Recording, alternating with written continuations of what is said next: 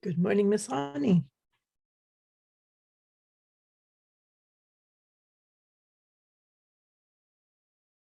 There she is.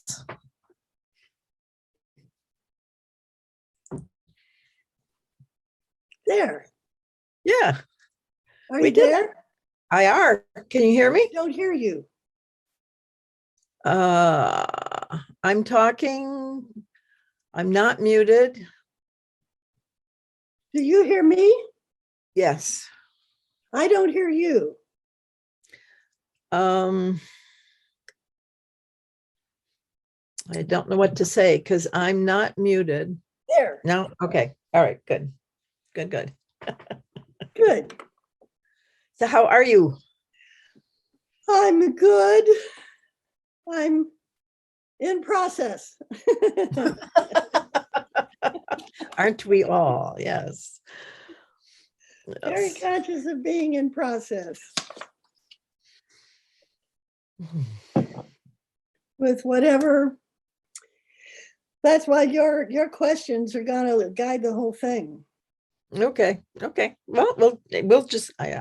I know how we are, so I would suspect that things will just happen. I trust us. Yes.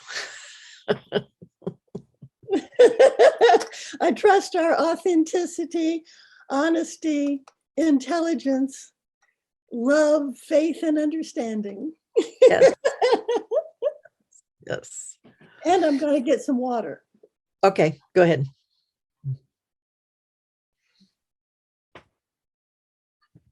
I just got home.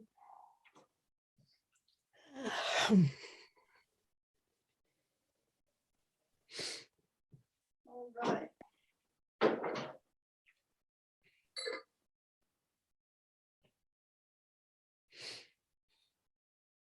So do you need to prep me in any way? Nope, I don't think so. Okay. We'll just talk. There was nobody else registered, so I think we're just going to start and give ourselves about an hour and then end. Okay. Okay. And then I will save it and post it so people can access the recording afterwards. Great.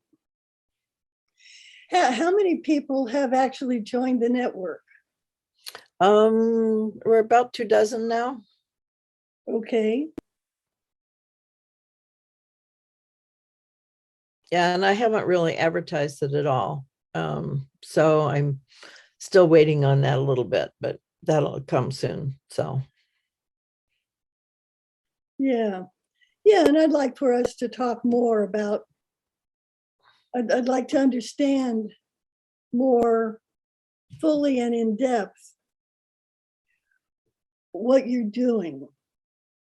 And okay. Well, yeah, and right now the focus really for me is on networks more than individuals. So some of the people that I talked to, wait. I don't mean organizationally. I mean personally. Well, personally, it really is about creating a place for people to cross-pollinate and work together, because No, I think that's really what is called for right now. So I feel like that's my offering help, whatever.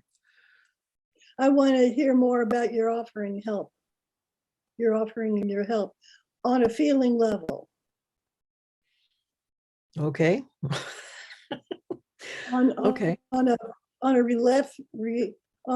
reflective, relational level. What are you in relationship with that this is what you're coming up with?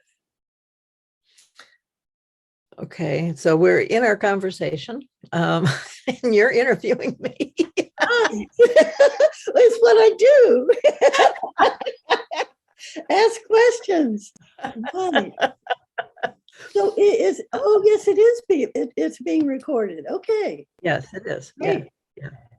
I really, I love. I'm stimulated by your information, by your willingness to just get in there and do something and plow through and make things happen. But I really, honest to God, want to know your heart and soul in this. Well, Your for me, motivation. the hardest thing, I think, I mean, it certainly was very meaningful to me to finally understand how separated from Earth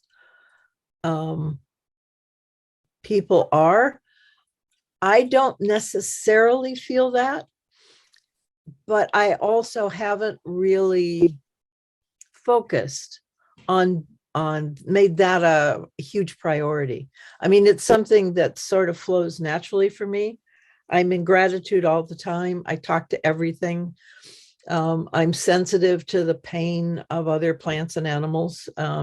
I, in fact, one of the things that I do, trees often have spirits, and when we cut them down, the spirit does not understand the process, and it's very shocking and really horrible for them, especially if it's a really healthy blooming tree and then somebody just decides it doesn't belong there. It's just outside of their understanding of why that would happen.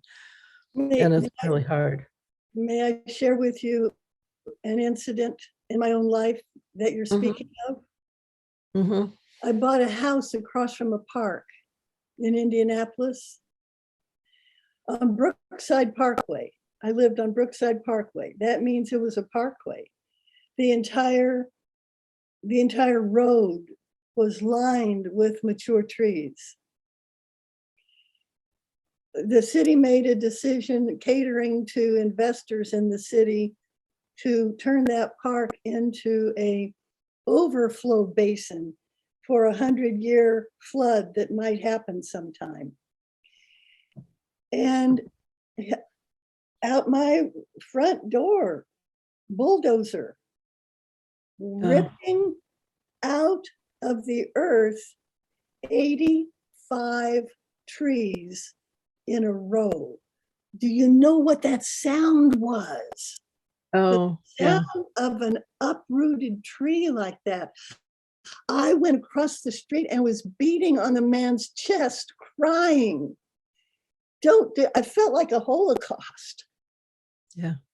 And he was so gentle and kind. But I still feel that. So let me tell you what I did when I was faced with a very similar thing. There were, I think, 65, the name just went out of my head, 65 trees that had been there for over 100 and 150 years that they decided. So I went to each tree and told it what was happening. And I carried a stone for each tree. And I told it had a choice. It could stay where it was, or if it wanted to come with me, I would find another similar tree for it to spend some time with as it transitioned. And I put it in, and there was a stone there, and I would wait until the spirit was in the stone. And then I carried all the stones and put them in front of other trees that had also agreed to accept that spirit, so that they had a way of leaving their physical body without the pain of all of that. And I will tell you, that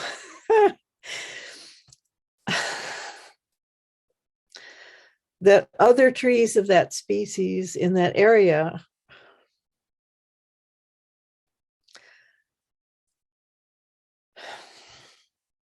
actually bowed to me when I went by after this. Yes, I understand that. They knew. And I've been doing the same thing here. And what I've discovered actually is that the species are really different. Their subtle bodies are different. But I just can't stand to see another being taken down that way with absolutely no thought or consideration or exchange. I mean, it's just so rude. by, It's just by so, unconscious action. and people have just like no sensibility about that, and they cut trees down for absolutely no reason. There was a beautiful blue spruce down the street that was cut down just a few weeks ago, and when I saw them, I knew what was happening. So I just went and I said, come. I didn't give her a choice. I said, come with me. And she trusted me enough to do that. And then I explained what was happening. And it's just, there was a tree in the backyard down the alley that was just lovely. It was an elm. It was just beautiful. It had been there 50 or 100 years. I mean, it was a really big stump, and they cut her down, and she would not leave. She would not. She was just stunned. She was in grief. She didn't want to leave, and she didn't. But I mean, she's going to bear that for a long time because she couldn't let go. And so it's going to be very, very hard for her. Who's the Yeah. tree? I'm sorry?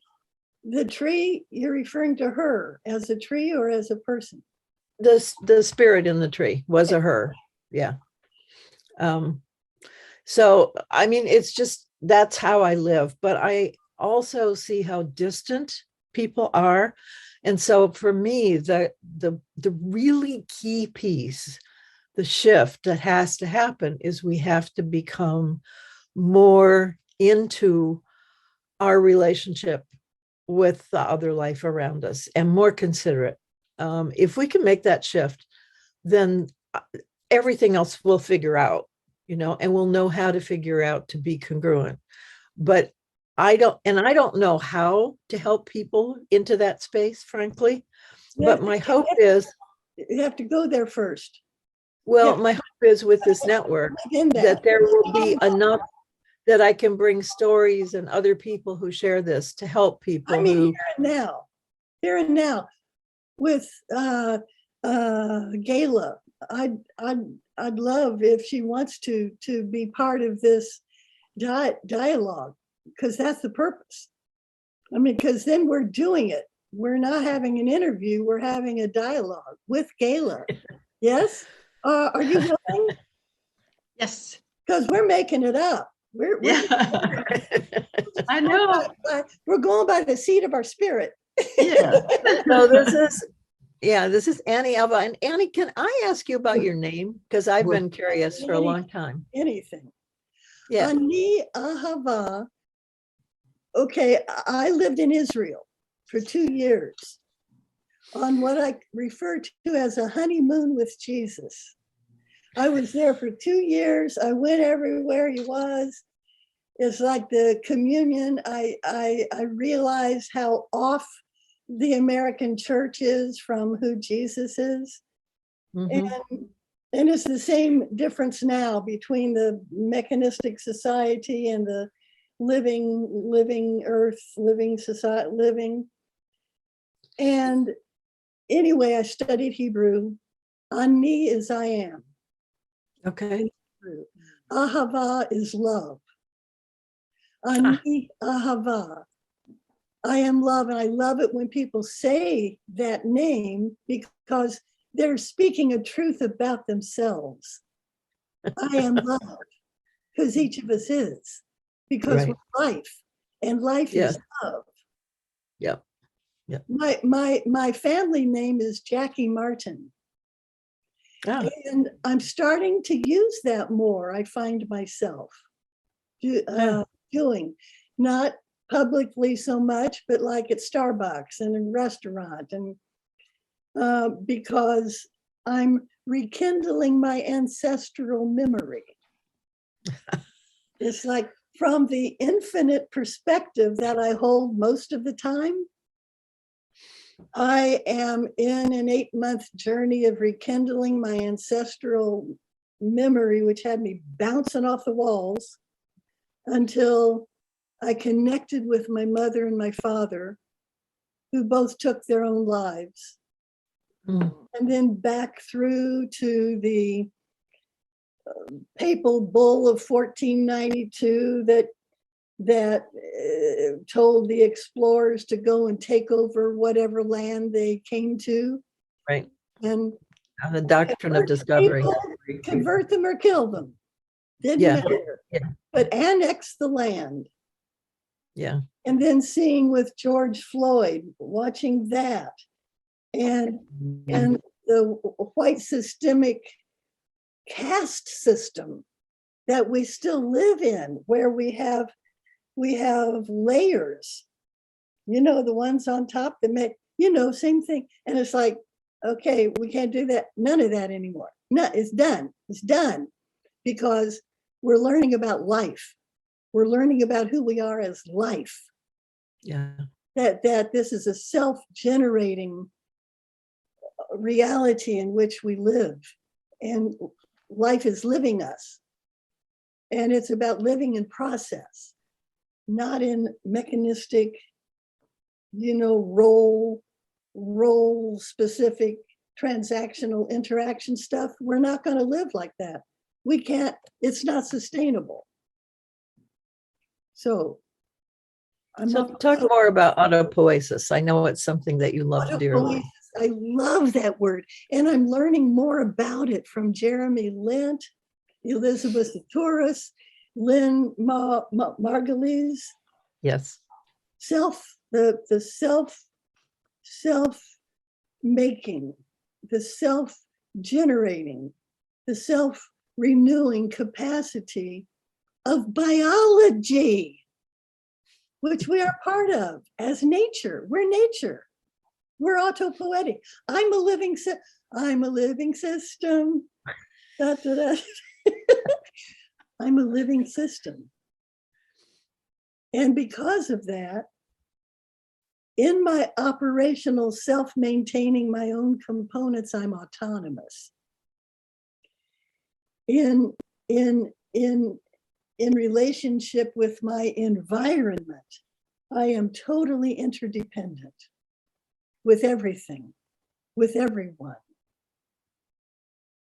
It's like Robin Kimmerer said, humanity is not at the top of the pyramid, that we're a member in a circle, in a democracy of species governed by the law of interdependence.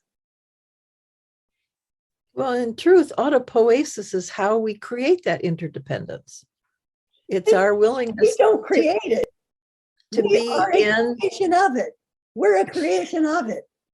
Well, we manage ourselves to be in relationship. Yes. Yeah. Yes. Yeah. Yeah. That's what it's all about, is everybody manages their relationship to themselves to be in relationship. That's and right. when we forget to manage ourselves to be in relationship, that's when we do all sorts of nasty things to ourselves and the rest of the planet. When we let other people manage us. Or believe we don't have agency, or any one of a number of other traps that we get caught in. Gayla, what do you have to say about all this?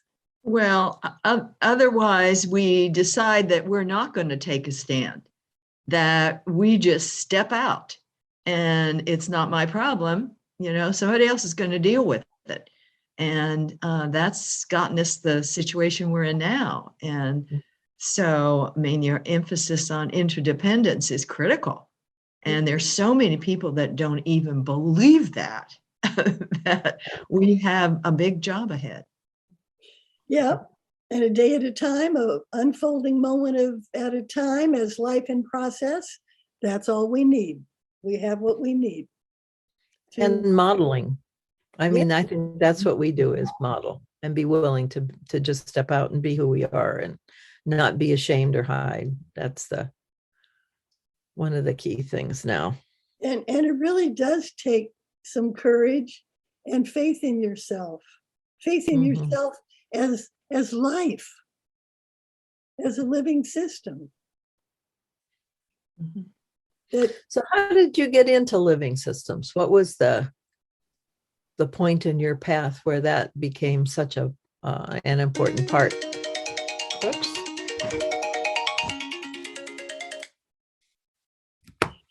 Good. A friend of mine gave Eileen Workman and I a small grant in sacred economics because I knew that was what was the main thing that was wrong, our economic system, Mhm. our transactional, money exchange kind of stuff. And I went to a 100-acre redwood forest alone for 3.5 months in a little log cabin with my little dog, 20 minutes from the closest town where no street lights, no nothing. And I was just there every day, every morning for 3.5 months, just the sun coming up and going down, the cycle, the earth rotating on her axis. I mean, I could feel it. I wasn't comfortable there, and I didn't feel like I belonged there until I realized I make dirt. When I die, I make dirt. That's my contribution to the earth.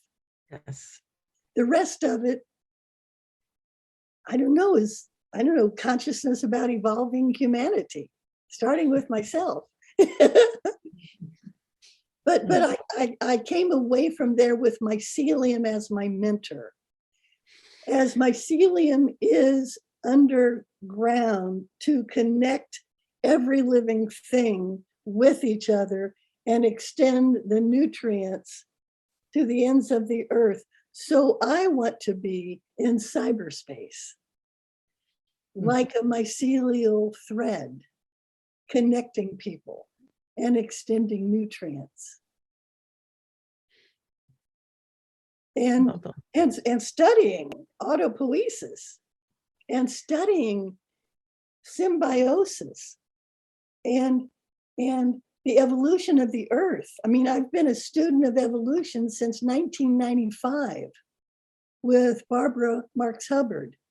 The evolution of the earth to this moment of crisis where we're due for a jump to a higher order. And this is the generation of that. We're the ones who get to participate in that jump, to help that jump to happen by being life-centric.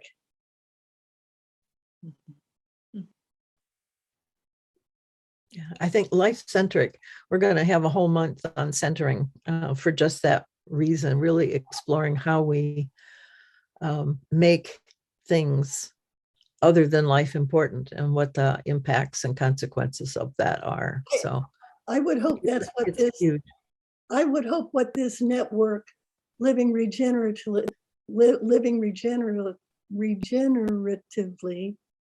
is. It's a test. Yeah, You say it, you can belong. that's Right. Pretty soon you'll just call it LR, Catherine.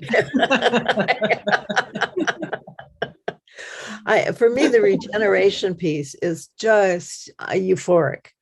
I mean, we're, especially as women, we're about bringing life in. We're about making kids happy and productive. And so there's a whole part of us, I think, that is really hardwired to evoke life and to sustain life and to make life thrive. So I just feel this is such a calling for us to really come out as who we are, and really begin to look around us and see what's not working and then help it thrive, to be more sensitive to what everything is needed. Buckminster Fuller said, don't try to change existing systems that don't work. Right. I'm not doing that, but build a new one. Right. yes, but we do have to build a new one, but we have to be conscious of life and build it with that consciousness, or we're going to repeat the old thing. I mean, that's really what the difference is. We're not trying to fix something that doesn't work. We're not trying to fix something that doesn't work. But when you see that the life around you is not happy, you can do what you can to make it happy. And you must actually. I mean, that's exciting. I mean, you don't live in a house full of houseplants that are dying. You want them happy and you want them happy outside too. To develop a relationship with them. That's right. That's right. That's why I talk about earthworms. That look at the earthworms where you are. And if they're really skinny, then they're not happy. So now it's your job to figure out how to make them thrive. So it's hands in the dirt. It's really putting nutrients back into the soil, not poisoning them, all of that kind of stuff. But that's just surface stuff. As you begin to really pay attention to the earthworms and pay attention to how the land around you is flourishing, then you just become conscious of a lot more things. It really sensitizes you to the life around you. Could I ask both of you a question? Mm-hmm. Sure. To what extent are you fully expressed as who you truly are?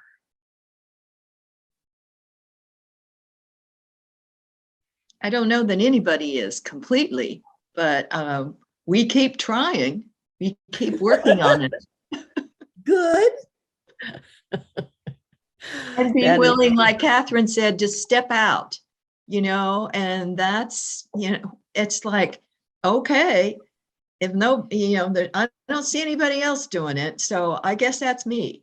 And just being willing to be, oh, look at her. Look what she's doing. She's weird, but maybe somebody will listen. Well, and that's part of being regenerative, as far as I'm concerned. I mean, that is how we thrive, is by being essentially ourselves, authentically us. Yeah. And so giving permission to others and by modeling that is one way that we can make that happen. Well, what is your message to people, essentially? Well, mine is love the earth. Love the whole creation and start acting like you really did. Oh. And I think we have to love ourselves to get there. And we're part of it. That is really a really big part of it. I think so much of the separation really comes from kids being raised as full of no's, to not do this and not be that, and that creates a separation because the sensitivity they're born with is at odds with that. They want to do things, they see things that aren't right. I think this is one of the big problems we have with teenagers who are coming out of the cocoon of home and being asked to go into the world, and they look around and they go, but I don't want to do that. I don't want to be like that. And it's just so painful. So we have suicides and all sorts of acting out as kids try and grapple with how to be different from how they think they should be or feel they should be, because the society and their parents, everybody around them, is asking them to be different and to not pay attention to their own pain and their own hurt and all of that. So, I mean, there's, like you said, Gayla, we have a lot of work to do. I'm aware that most stores I go into or interactions in the public I have, it's role to role.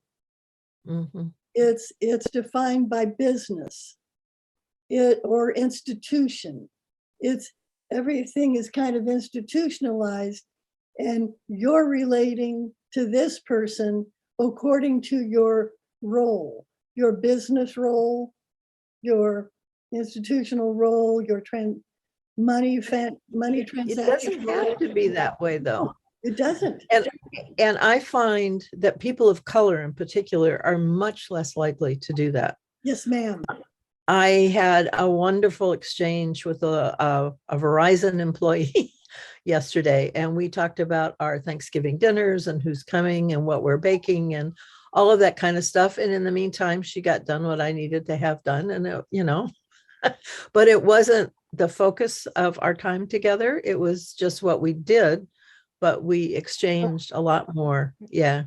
Yeah. That's it. That's Yeah. basically it. Yeah. We can all do that. Yeah. It's different. Good point. Mhm. So, Ani, how do you feel your understanding of systems expands your capacity to do that? Say it again, please. How do you feel that your understanding of living systems expands your capacity to basically be human?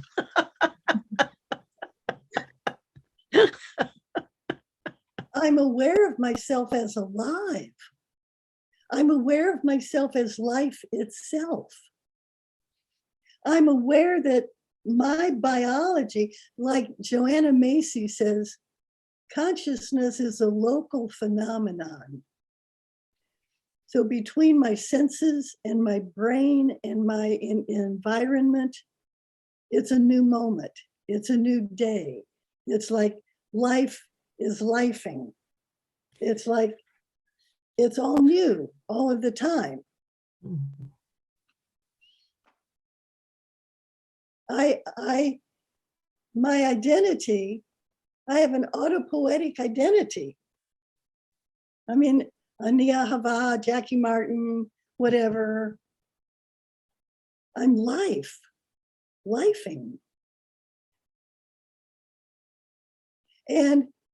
And cultivating, expressing myself in a way that may be helpful to others to be liberated into the same freedom.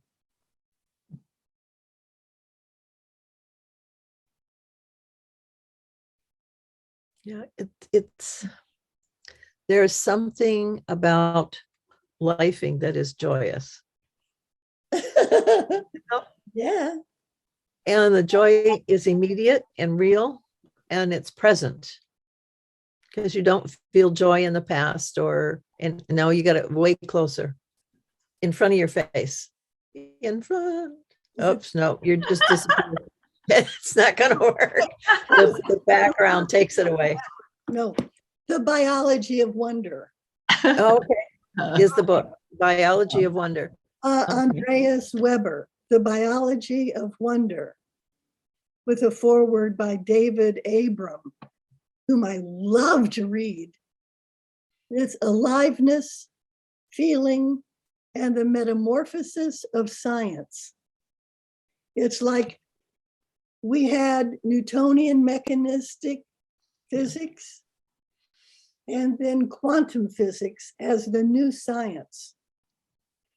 Well, this is that big of a jump to the new biology. Mm. The new biology, let's see if there's here. The new biology recognizes feelings as the ground zero of all life processes. Mm. Mm.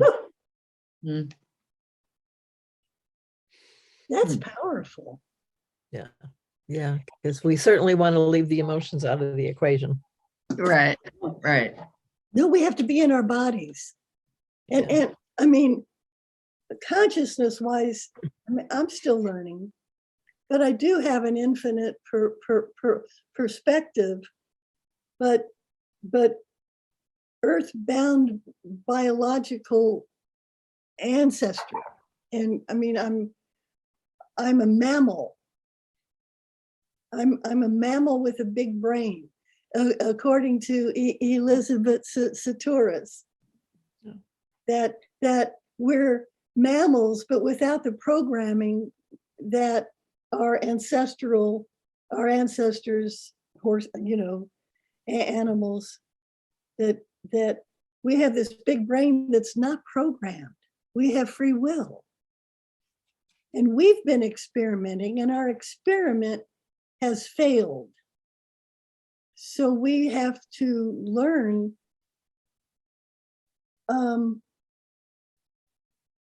to have a different to have a more holistic view of everything as the living planet that we're on, that we're an organism of life, and everything is an emergent property.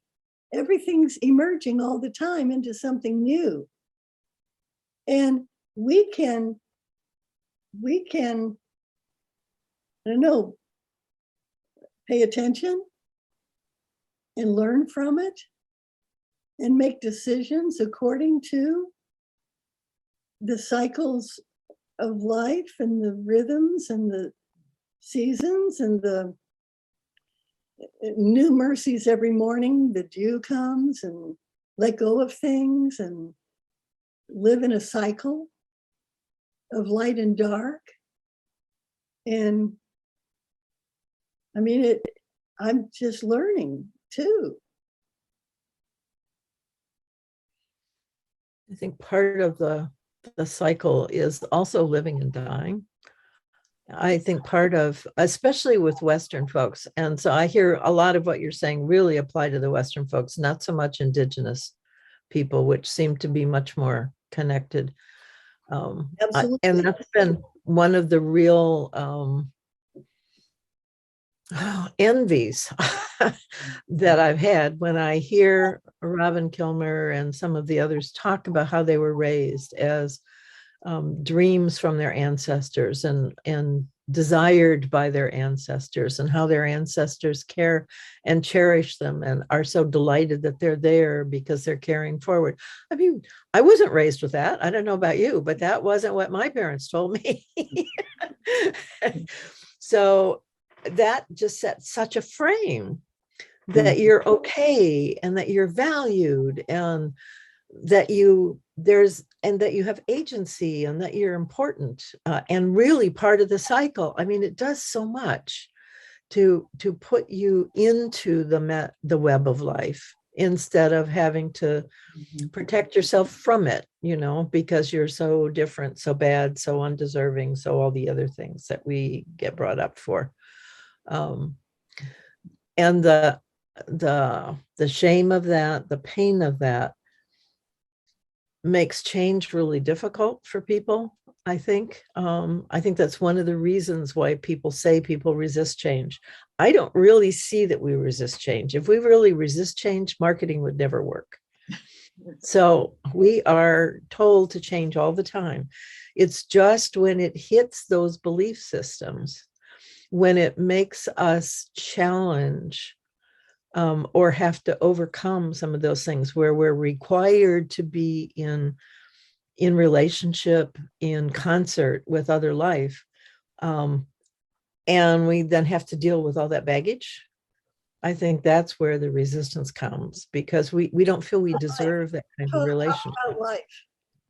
Would you be life-centric in your not Well, that's why I'm trying to explain why I think we aren't life-centric. But it's about being life-centric. So let's be right.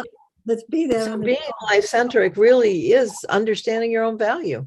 One of the values from the resilient value set is that humans are intrinsic to nature. And people go like, what? How is that possible? We are nature. But that's what intrinsic means. Not intrinsic too. It's not, we're central to nature. I mean, it's not central, but we're important too. We are a living, important, vital piece of nature, or we would not be here. Okay, because that's how she works. That's how she works. Right. Everything. She always creates the conditions that support life. So we're part of supporting life. We just don't understand how we do that. And we've been so separate, and we're not sensitive. We're not sensitive to how we impact other life. So we don't see what we can do. We don't see that when we bring love and care, that everything flourishes. When we withhold that, everything dies. I mean, it's pretty simple, but we don't see that as our gift and therefore our responsibility. We would see it if we looked for it. Yes. Yeah. I look for it. Yeah. That's all I look for. That's all I try to look for. Yes. I came across a new website this morning. newsociety.com, because that's who published The Biology of Wonder. Okay. Newsociety.com, or they this book came from them. And I saw on there indigenomics. Hmm. I like that. Indigenomics. It's Native Americans in Canada who are self-organizing. And of course, it's perfect because the indigenous of our country and of the world have a relationship with land and know how to create abundance by what Robin Kimmerer calls a harvest. I forget what she calls it. Honorable harvest. Honorable harvest. It's like how to create abundance. Right. Mhm. By And taking enough. our economic system is like a different galaxy away Yeah. from that. It's a big sucking machine. The indigenomics. Cool. Yeah, I was talking to some folks, Indian folks from the reservation in Santa Fe, and they were at the beginning of trying to figure out how to be, how to evoke indigenous-based businesses. And I'm very excited about that. I'm also really scared. I think the surprise to me, and I think the strength, is that from their perspective, you don't decide to go and start a business. You have to be validated by the community. You have to make a case by the community that your business is going to serve them.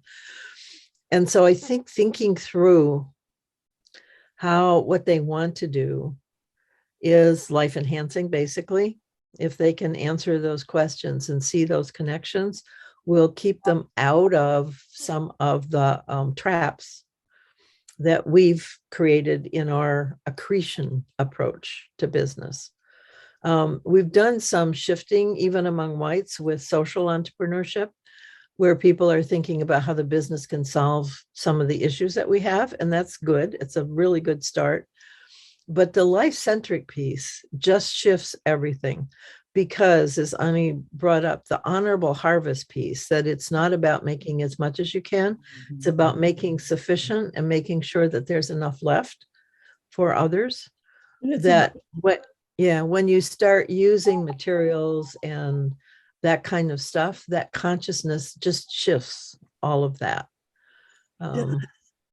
Yeah.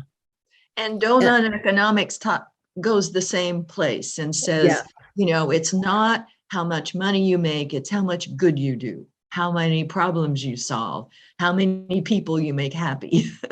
And how you pay attention all the to time. what you're taking and what you need to give, so that you're balancing both human needs and planet needs. Yeah.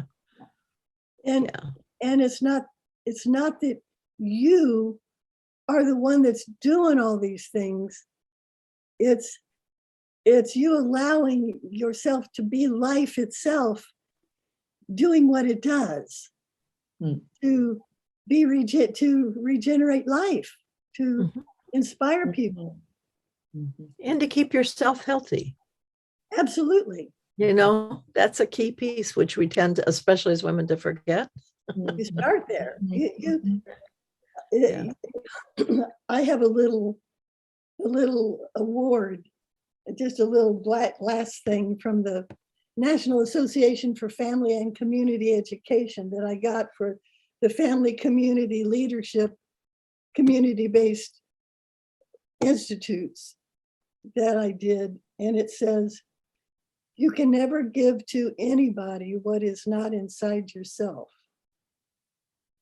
Mhm. Can't give to anyone what you don't have inside yourself.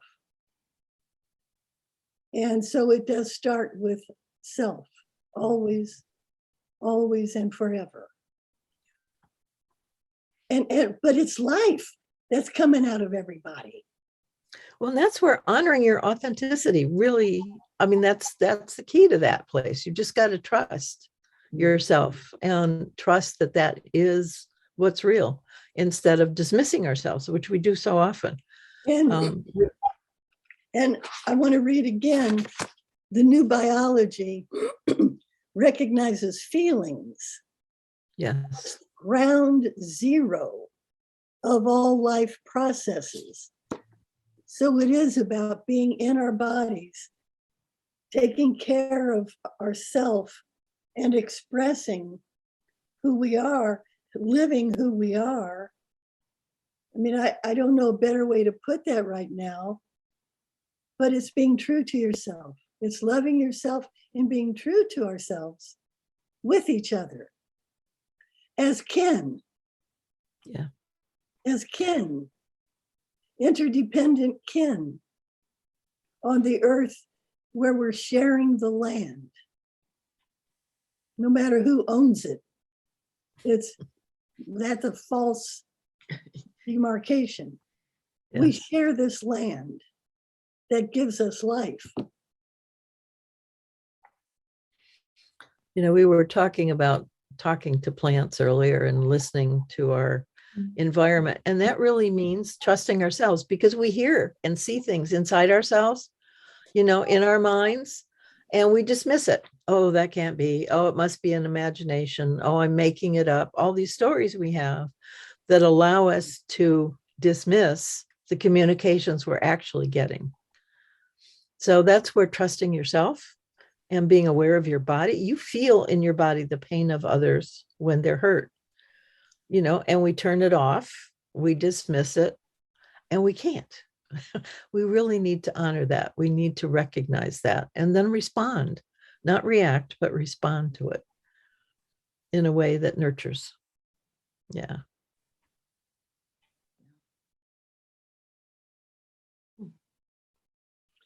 And you clash with existing systems, existing systemic ways of thinking, institutionalized ways of thinking. I'm clashing by just expressing myself, by desiring more heart-to-heart connection with managers of our apartments. And it's a clash. It's amazing. But it's like, I know them as kin. My heart is open to them. I understand the importance of following that path.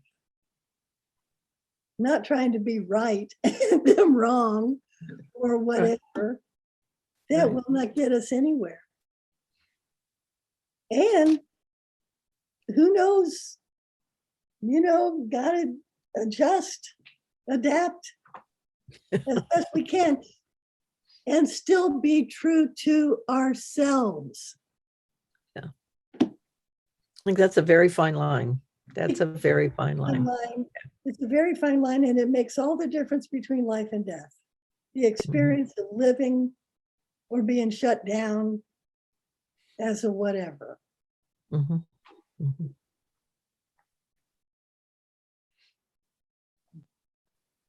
So Gayla, I'm interested in like, what's on your front burner in terms of your own emergence?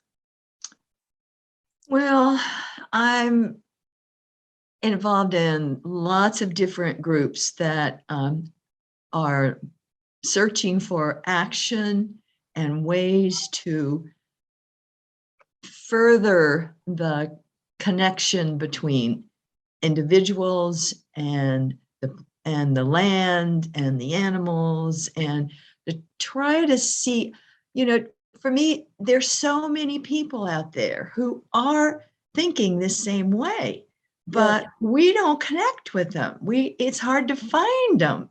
And it's like, how do we make this connection? And I think that's what Catherine's trying to do with this network, is how do we get them together so that they have a bigger and bigger voice, a bigger and bigger opening to people.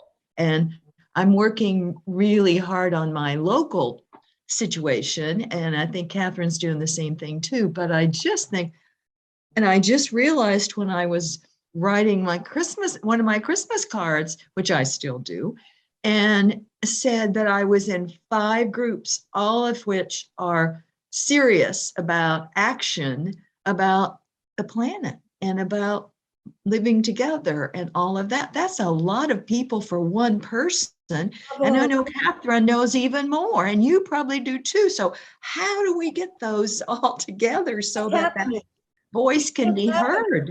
Just keep going. Keep going. Well, I don't intend to stop, but if there's more better ways, I want to work with Catherine and you to do that, to find the better ways. Well, we create the path as we walk. That's really, yeah. So right. just, it's how evolution works. There's muddy pools, symbiosis takes place in muddy pools. It's messy. It's not clear, but connections are being made, and synthesis.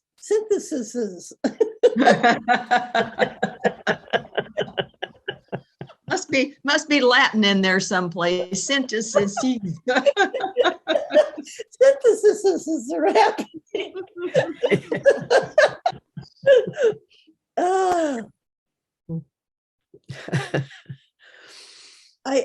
I have to share, or what comes up right now is sharing Roberto Assagioli, who created psychosynthesis as a psychological kind of amazing thing. But he talked about the will, and it's not the will like the old Victorian will. He said the will, which is part of our psyche, along with impulse and imagination and intuition and thinking and feeling, and I forget what the other one is. The will directs, regulates, and balances all, and constructively utilizes all of the energies and activities in the human being without repressing any of them.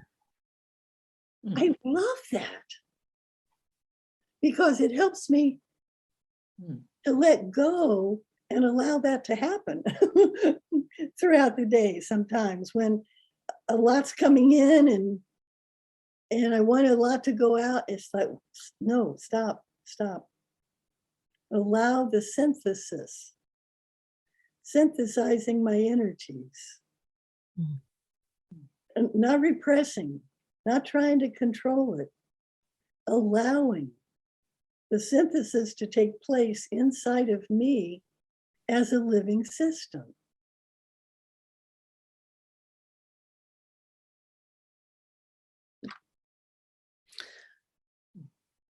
So, Ani, how would you define living regeneratively? What does that phrase mean to you? And then how does that connect with your... That one of the things I learned about evolution is that life evolves with greater complexity. Right. And so living regeneratively, as I'm looking at the choices that I have, I choose what feels simple but is more complex. I choose the options that have a little more connectivity, a little more complexity. Now, I feel the inner guidance toward those things, which is as simple as you can get, as essential as you can get. But living regeneratively is definitely making connections. What's the phrase? Making multiple novel connections among formerly separate parts. That's what we're doing on Zoom. That's why COVID has had intentionality to it. Because Zoom is helping us make multiple novel connections among formerly separate parts. And living regeneratively is that.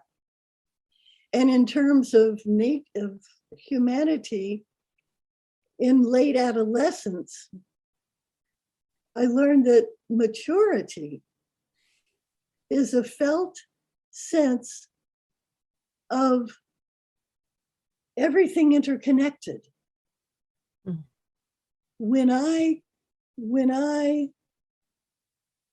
allow myself to become aware of the interconnection of everything that is, there's a peace and like a maturity.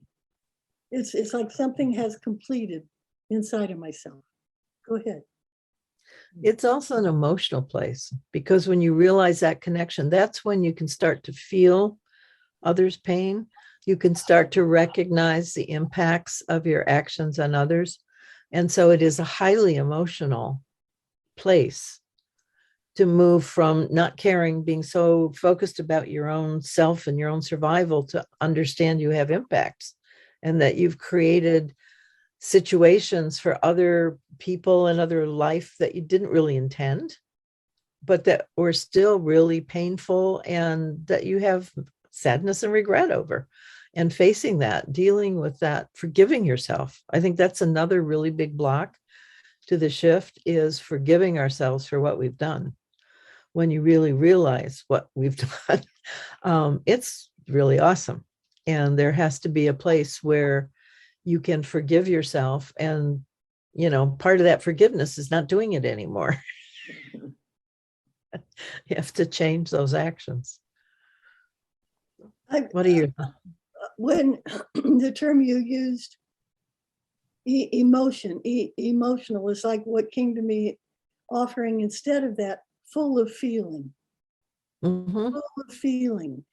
That has a little different connotation, a little different vibe.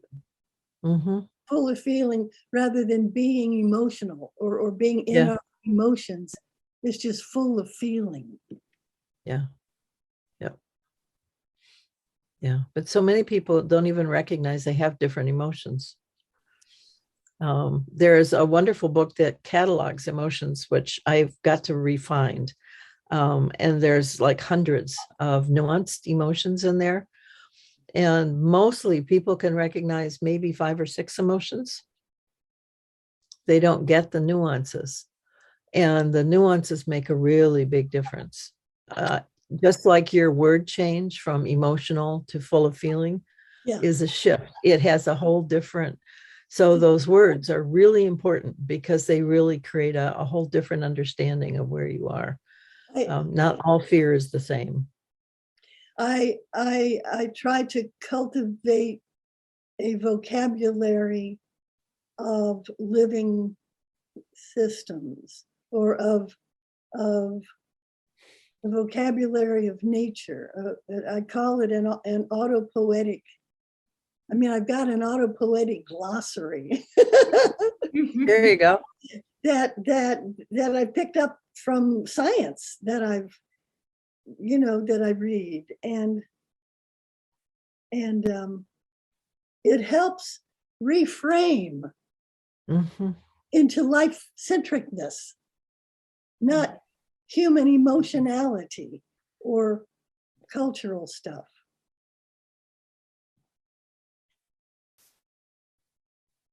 How does that help you? What Oh, do you see as the benefit of that? clarity of mind, Mm, understanding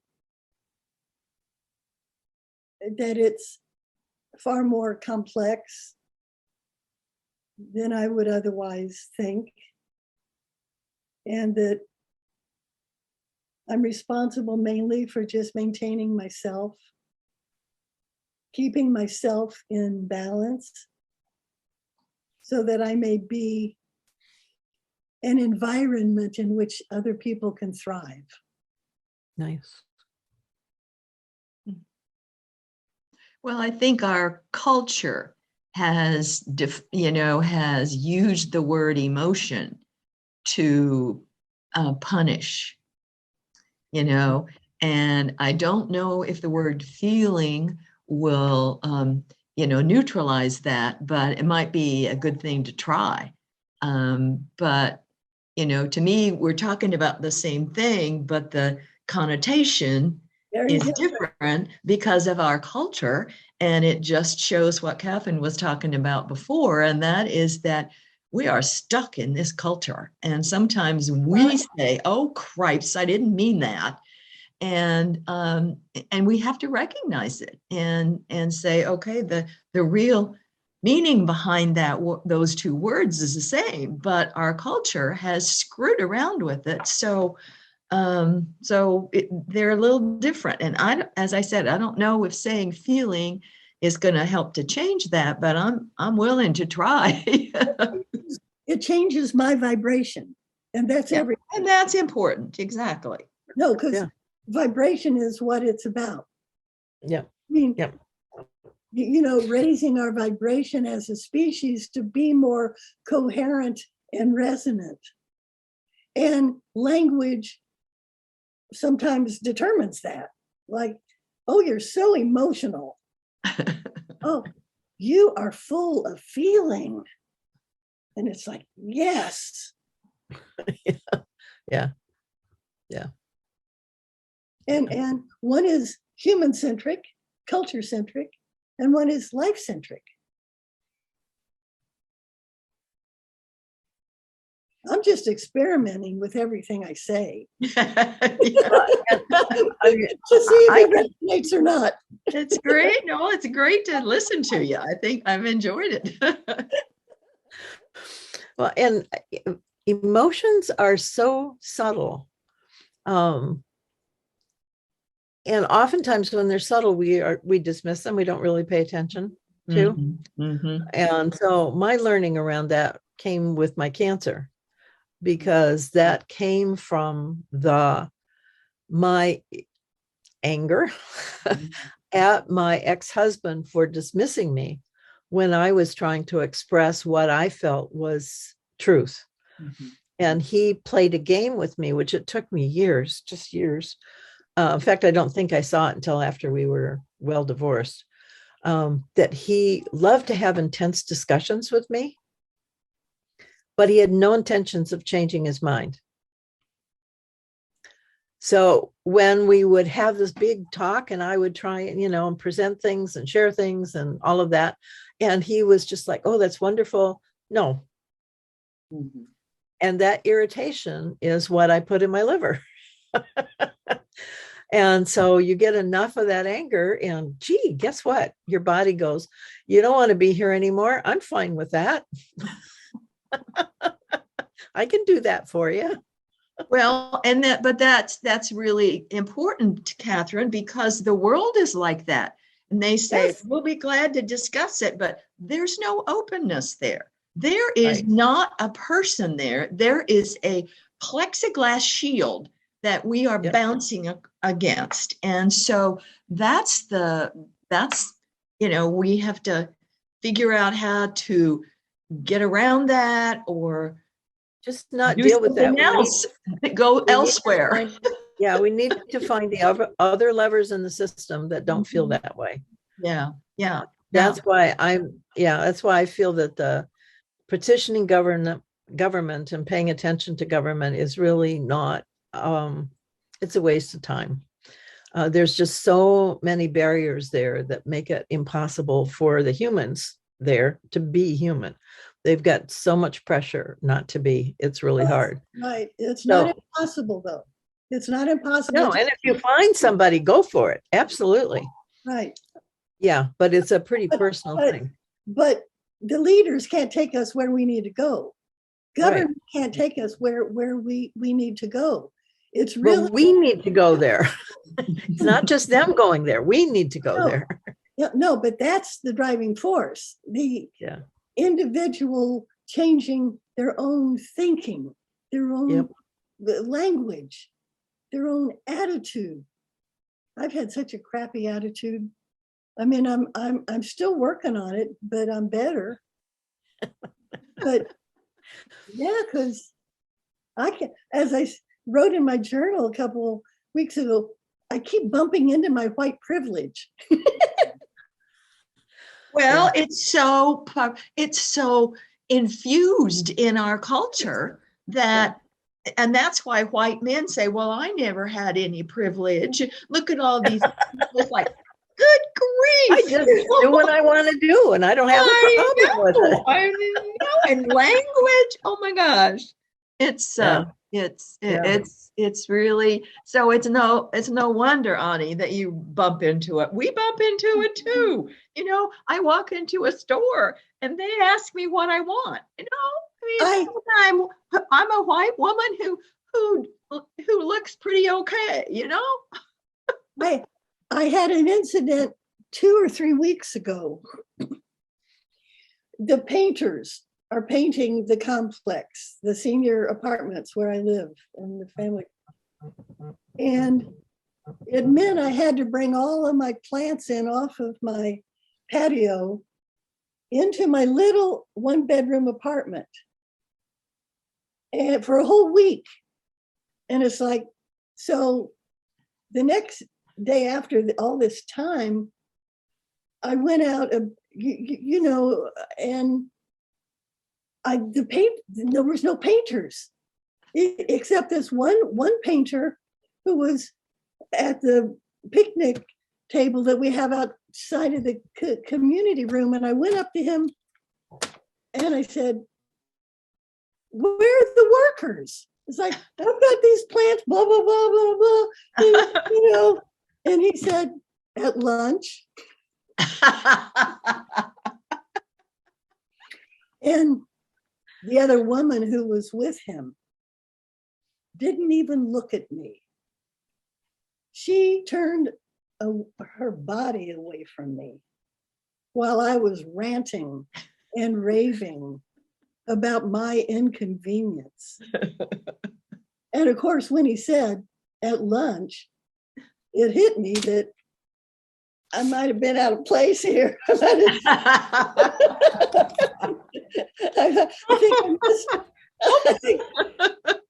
I think I missed something. I said, oh, okay, sure. Well, thank you. Thank you. And I walked back into my building and I said, how white of you. Went upstairs and I sat in my meditation chair and it all came down on me. And I had to go back out and apologize. and apologize. Good for you. Good for you. She turned around and her face lit up. Because when I was apologizing, I'm saying, I know you know what I mean when I say I'm sorry. I mean, I didn't know how to further express, but I had tears in my eyes because it hurt me to be so arrogant and so self-centered and to speak to somebody like that. Yeah. And the energy totally turned around and she and I connected eye to eye and she had a big grin on her face. And I said, I know you understand. And of course she did. She's lived with it her whole life. So I'm happy that happened because it made such an imprint on me. and somebody apologized to them for being an asshole, being so human-centric and white. Yeah. Well, and that's what Catherine was saying before too. You have to forgive yourself for Yeah, things like I that, could do that. because I practice. exactly, and you took care of it, and I would say that there are people who would do that and then would go away and feel bad and would never do anything about it. So, Right. you didn't erase it, but you brought it back to neutral, which was huge. Good job. We Good job. respected them enough. Thank you. It's our job to do that now. It is. It Yeah. is indeed. Yeah. Indeed. To maintain the relationships. Yeah. Live with myself. I would have been miserable. Yeah. Well, Ani, we're at the end of our time. All right. So I'm gonna call us to a close, but I so enjoyed our conversation. And Gayla, it was so wonderful to have you here. Well, I was glad I figured it out, Catherine. Thank you. Very good. Very You good. made it very easy for me. Thank you. Oh, good. That's my intent. Because I like it's pretty easy, actually, once you understand it. Yeah. I like this forum, and it's like, I'd like to do this again and have more people. Because Well, that's my intent. That's Yeah. my intent, that we'll do it once a week to start, and then hopefully we'll have more people. So it will become much more of a discussion and dialogue. Great.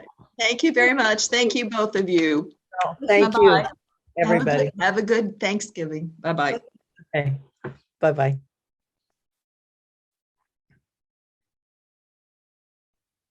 Thank you for paying attention and listening as long as you have. I appreciate your being here.